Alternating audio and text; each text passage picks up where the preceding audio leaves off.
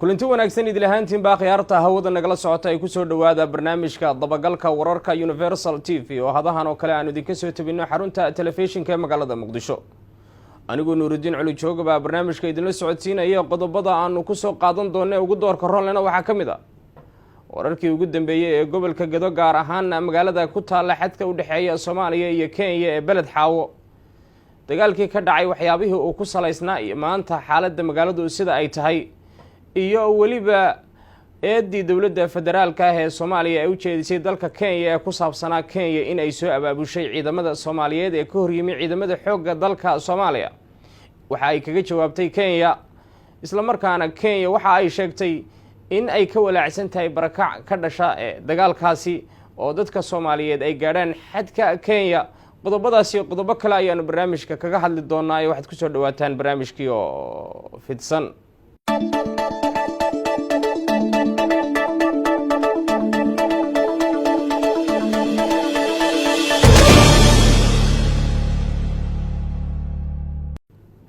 wararka ka imanaya gobolka Gedo gaar ahaan magaalada Beled Xaawo ayaa waxa ay sheegayeen in xaaladda magaaladaasi ay degan tahay kadib dagaal maalintii shalay ahaa ka dhacay halkaasi oo dhex maray ciidamada xoogga dalka iyo waliba ciidamo taabacsan wasiirka amniga Jubbaland Cabdirashiid Janan oo dawladda federaalka ah ee Soomaaliya ay ku sifaysay falaago ay ka dambeysay abaabulkeeda dawladda Kenya.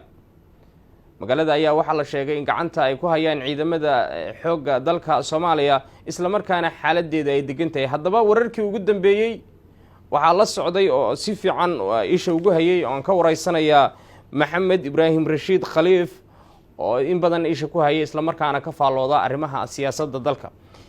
maxamed ku soo dhawow Universal. aad ma santahay ugu horeyn wararkii ugu dambeeyay magaalada maxaad ka haysaa adigu? xaqii magaalada shalayto ay ahayd isniintii ayaa waxa ka dhacay dagaalku wuxuu bilowday habeenkii sida wararkii sheegayeen subaxina si xoog leh uu qarxay. meesha lagu dagaalamay waa magaalo muhiim ah, magaalada Beled Xaawo oo ku taalo galbeedka Gedo.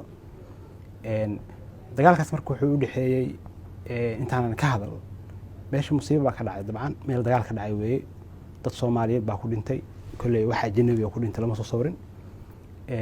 waa musiibo, waa aad iyo aad baan horta ugu tacsiyeynaya dhibanayaashii dagaalkaas ku dhintay iyo sida faafinta booliis ma oo rasmi ah ma hayo, laakiin waxa la sheegay in caruur ku dhinteen iyo dad shacab ay ku dhinteen.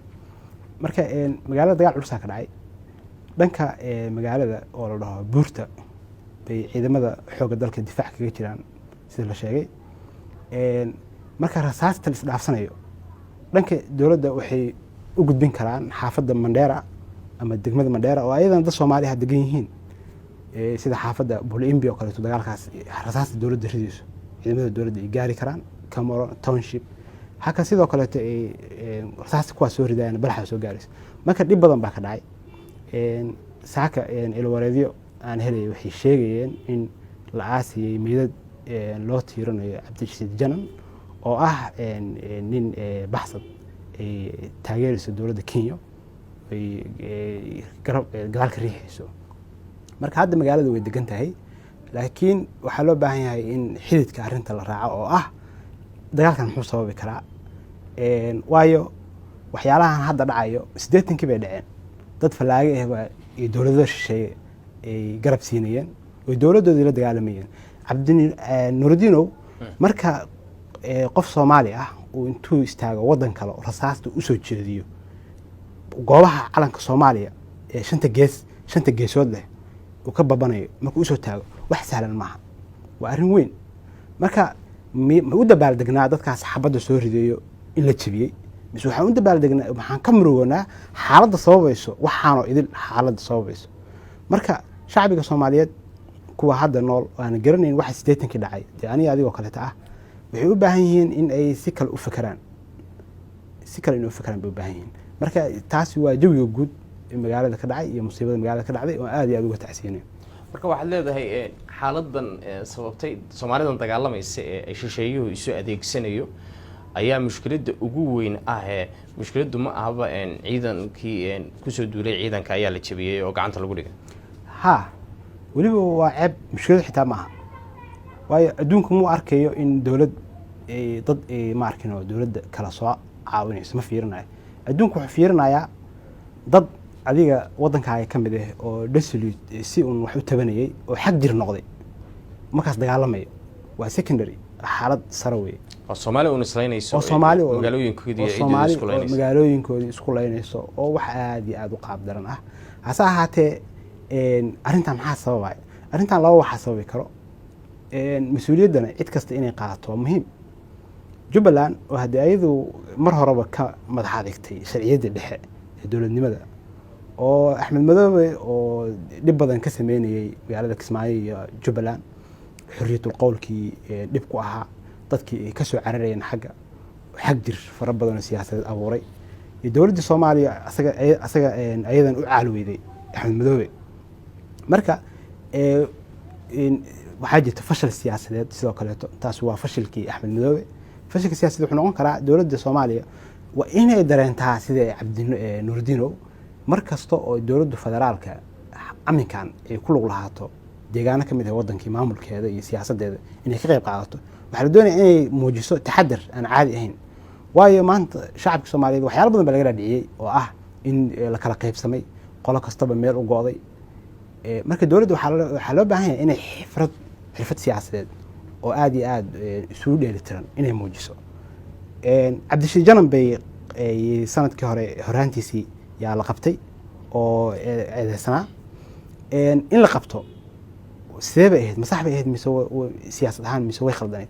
waayo inuu baxsado waxay noqonaysaa fashil. waxaa la musuqay xabsigiisii. hadda maanta ma aysan dhacday inuu Cabdishiid Janan dowlad kale intay soo taageerto uu dadkii deegaankii sawaariikh la dhaco si cashwaa'i ah u duqeeyo.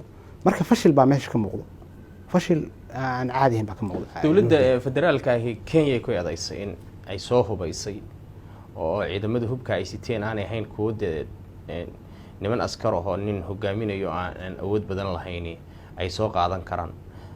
laakiin Kenya waxay tiri arrinta waxba kama jiraan, anagu waxaan ka ognahay malaha, waxaanaanu ka walaacsannahay xaaladda. adigu arrintaas sidaad u aragtaa maxaad si kala socotaa maadaama deegaankii aad adigu war badan ka haysid? arrinta qosol kale waxaa waaye Nuuridiinow dowladda Kenya waxay sheegaysaa inay ka walaacayso in qaxootiye ziyaadaan. halka magaalada Mandheero oo war uu daabacay magaziinka baarlamaankooda aad iyo aad waxaa kaa muuqanaysa in magaaladaas Mandheero ay mataqaanaa ay beeris wanaagsan ku sameynayso dhaqaalaha waddanka iyo canshuurihii. halka population waxaa degan Mandheero ku dhow 830,000 oo qof tiro kor u dhaafayso. dushooda lagu dagaalamaya. waxay soo taageeraysaa Cabdishiid Janan oo baxsad ah. marka maxaa la yidhahdaa kama naxaysa dadka noocaas ah.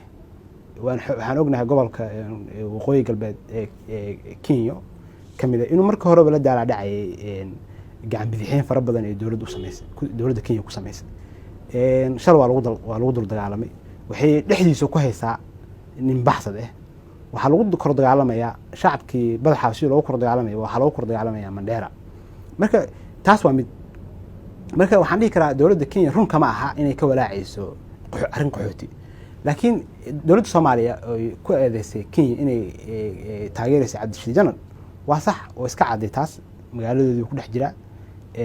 waana ayaan daro waqtiga kan. Nuuridiinow arrinta kale oo muhiimka aan xusi karno waxaa waaye oo Jubbaland dowladda federaalka ku eedeynayso waxaa weeye in dowladda federaalka kala baxda ciidamada Soomaaliyeed waaye ay kala baxdo gobolka Gedo. halka Kenya ay ku soo daabuleysay magaalada Mandheero khubradooda ammaanka, khubradooda ciidanka, khubradooda booliska. Soomaaliya waxaa leeyahay la bax. marka dowladda Soomaaliya dabcan waxay dareemaysay waxaan dhihi karo Soomaaliya ku dhihi karo wajigabax siyaasadeed. wayna adkeed in ciidanka kala baxdo dowladda Soomaaliya magaalada Badaxaawo. suurtagalna ma ahan qof kastoo Soomaaliya arrintaas umar dhamayso dabcan haddii aan si xaqiiqi ah arrinta uga hadalno. ma jira wax barakac ah oo ilaa shalay la sheegayo oo ka dhashay magaalada sida Kenya bay leedahay walaac baan ka qabnaa in barakac uu sababo dagaalkaasi? sida ii sheegayaan dagaalkii hore Badaxaawo markuu dhacayay waa la socday arrimaha hadartan waa la socdaa. dabcan dadka Soomaaliya shacbiga iyo ra'yi caamka Soomaaliya qaybtiisa gobolka Gedo si aan la qiyaasi karin isku bedeshay. waa run dagaal la dhici jiray waxa loo qixi jiray Kenya laakiin hadda Kenya meel loo qax maahan oo Soomaaliya hadda qaybo kamid waa nabad dadka Soomaaliya waxay u soo qaxayaan qaybaha kale ee gobolka waa barakac waa jira laakiin barakac waa jira oo dagaal ba meesha ka dhacay saacadahaas dadkii qixi kale waa qaxeen Nuruddin magaalada waxa ka dhacay dagaal dabcan ganacsiga burburay waxa burburay daris baa wax noqday dad Soomaaliyeed baa wax noqday waa barakac waa jiri karaa tuusan barakac jirin xitaa waxa jiri karo dhaawacyo kale oo si dadban u saameynayo dadka deegaanka waa jiraan dhibaato badan baa jirta watayeen maxamed maxaa xal noqonaya Soomaalida way sareynaysa dhinacaas uu eedeynaya dawladda federaalka baan ugu soo duushay bay leedahay dawladda federaalkana waxay leedahay dawlad kale ka dambayso iyaga duulaanka soo qaaday xalku maxaa kula muuqda xaqiiqdii sida ku sheegay wajigabax siyaasadeed baa meesha ka jiro suurtagal ma aha dartaan inay dawladda Soomaaliya la soo baxdo ciidamadeeda waana ayaan darade ciidan si casri ah loo tababaray inay maanta ku dhintaan iyagoo la tacaalayo ciidan kale oo Soomaali ah oo si u wasakhaysan oo maartay ama hadaan dhihi karo tacbiirku ii saxan yahay si loo marin habaabi arinta in dawladda meesha federaalka ka soo baxda wax suurtagal ma ahan Axmed hase ahaatee uu ku adkeysanaya Axmed xaaladiisa mar hore faraha ka baxday oo hadartan waaba waxa la dhihi karaa ambassador Atlaaj buu yahay Uhuru Kenyatta oo danaha Kenya buu si qumaati ah maartay oo shaqeynaya laakiin marka loo soo laabto gobolka Gado dabcan gobolka Gado raayo caamkiisa dila fiiriyo waxay raali ku yihiin baan dhihi karaa dawladda federaalka in ay presidency-geeda joogtaankeeda inuu xoogsado oo ay ka dhaceysade xadgudubyada ay ka baqayaan marka xalku wuxuu noqon karaa in dawladda federaalkana ayadana dib isku canaanato oo canaan baa mas'uuliyadda marka la qaybsado qol kasta oo mas'uuliyad bay qaadanaysaa dawladda federaalka inay canaanta qabato inay fiiriso oo wixii fashil siyaasadeed ku yimid oo halkan gaarsiiyay inay siyaas ahaan u saxdo oo ay ka mid tahay xaaladda Jubbaland in la fiiriyo xaqiiqdii shaki kuma jiro Axmed iyo madaxweynaha Jubbaland iyo Cabdisiis Jalanba inay dana shakhsiyadeed heerkan gaarsiisan tahay marka waxa loo baahan yahay in wax dhacaya waa taariikh in 80kii oo kale aan la noqonino jabhada aminkan aysan dawladdii ku furmin way jabhada waxay ka dhalanayaan fashil siyaasadeed dawladdu ku yimaado marka si guud waxa loo baahan yahay in dadkii talada wadanka hayay baa garanayo cilmi baarista ay sameyn karaan iyo falanqeynta rasmiga ay sameyn karaan laakiin xaqiiqdii waxa la joogaa xaalad si degdeg ah talaabo lagu sameeyo xal lagu sameeyo way ugu dambeyn maxaa u soo jeedin lahayd dadka shacabka ah iyo dabcan maxaa aragtidaada soo jeedin lahayd si arinta aragtideeda gobolka Gado xaqiiqdii marka hore waxaan ka baqeynay haddii aan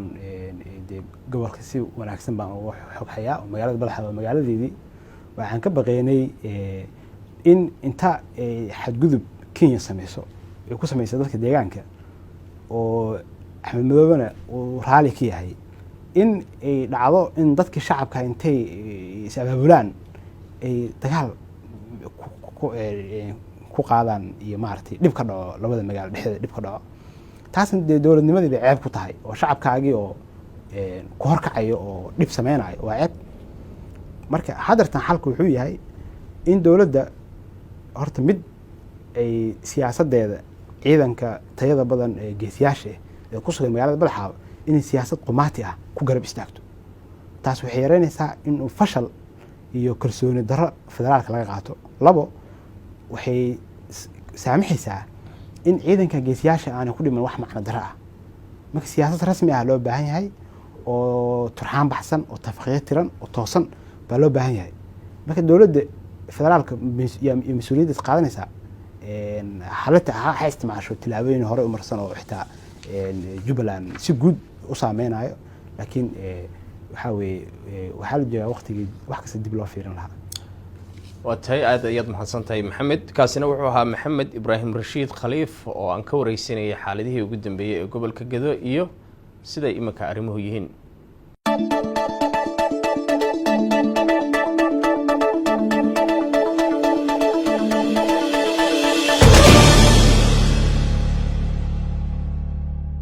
haddaba waxyaabaha dagaalkaasi ku saabsanaa eedda kenya loo jeedinayo jawaabta ay ka bixisay iyo weliba sababta keenaysa in kenya ay isu adeegsato ciidamo soomaaliyeed waxaan ka waraysanayaa maxamed cabdilaahi obsiye oo